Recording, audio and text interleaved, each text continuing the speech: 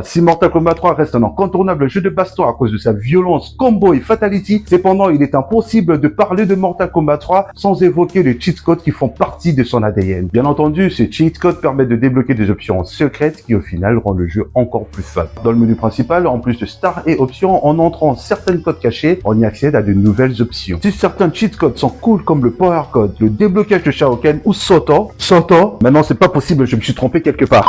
Si certains cheat codes sont cool comme le Power Code, le déblocage de Shao Kahn Smoke ou encore le fameux Uppercut Recovery, mais d'autres codes en revanche, ça n'aurait même pas dû être caché. Exemple numéro 1, bloquer le timer. Un timer, c'est un réglage de base qu'on trouve dans les options d'un jeu. Mortal Kombat 3, lui, a décidé de le cacher derrière un cheat code. Franchement, c'est ridicule. Exemple numéro 2, tu veux écouter la bande son du jeu. Dans Mortal Kombat 3, il te faut un cheat code pour ça. Et pour couronner tout ça, mettre le jeu en pause.